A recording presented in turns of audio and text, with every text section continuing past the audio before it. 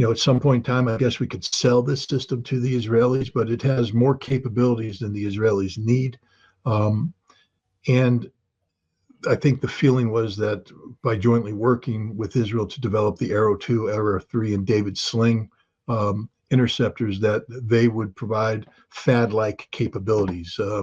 Clearly, that's not the case. So now the THAAD is deployed. But what would happen if it gets hit? Well, I mean, the U.S. has no legal argument. If the U.S. engages Iran, then it's an active, participant in this conflict, and it will pay the price. They're not neutral. They're not, innocents. They are active participants. And then the question is, what does the United States do in response to that?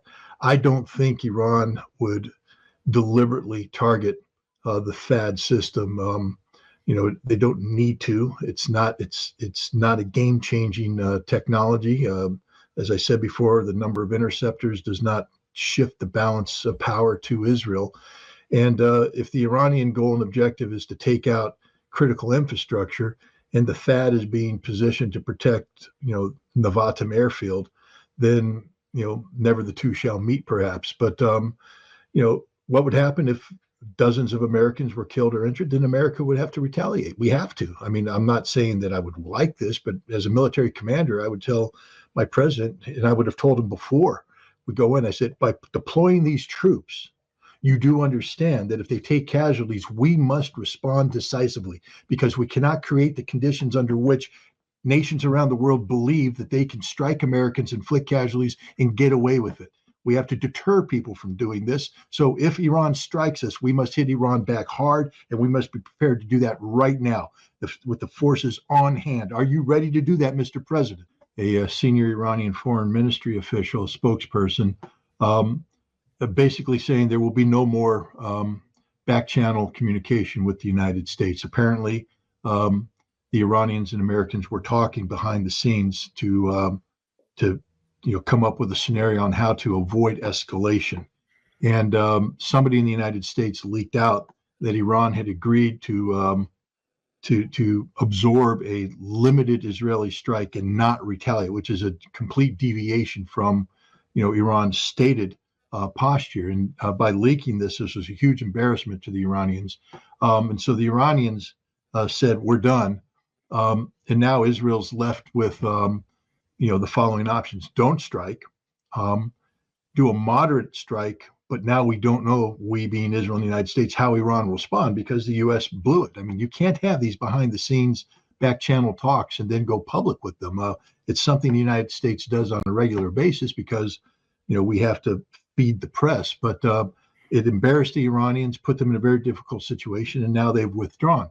And so I think Netanyahu had come to the decision point that he can't not respond. He has to respond.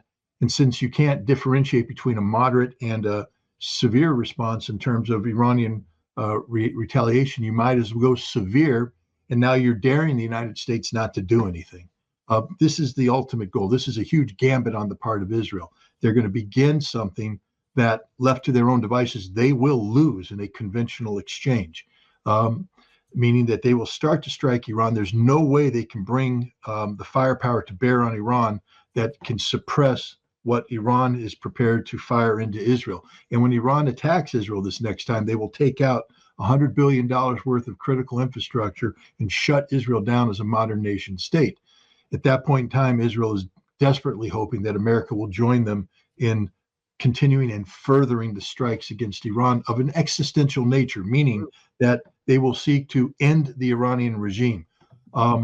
That's where we're heading. And what I also say is that in the past months and weeks, the Iranians have made it clear that the fatwa, the religious edict that was passed by the supreme leader that prohibited Iran from having nuclear weapons, is no longer in play. That can be reconsidered by a change in conditions, and the conditions have changed. Iran is ready to go nuclear if Israel pushes them in that direction. And if Israel starts targeting Iranian leadership, command and control, or nuclear facilities, Iran will have a nuclear weapon in less than a week. They'll have 3 to 5 in less than 2 weeks, and they will use them against Israel and take Israel off the face of the earth. This is the direction we're heading, Judge. This is a very dangerous situation.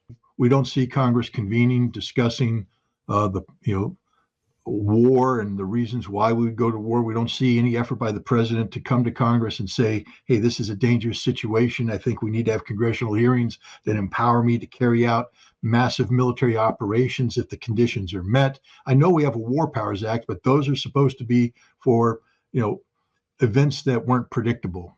We were a surprise attack. The president must respond.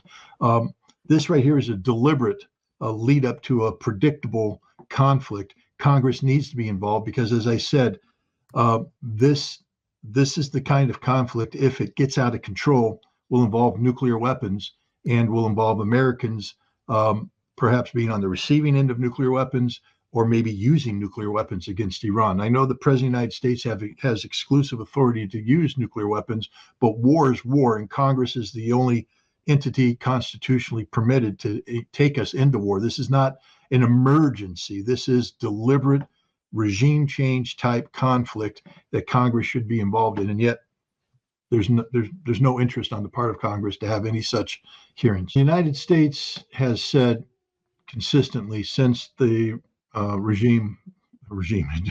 administration of Barack Obama that it would not tolerate Iran developing a nuclear weapons capability, that this would be war. Obama took it straight up to the edge of conflict before he realized that he was going to war against a country that didn't have a nuclear weapons program, and he had left himself no option. So that's where the Iran nuclear deal came from, to get us out of this situation. Donald Trump came in and said that if Iran develops a nuclear weapons capability, America will go to war against it.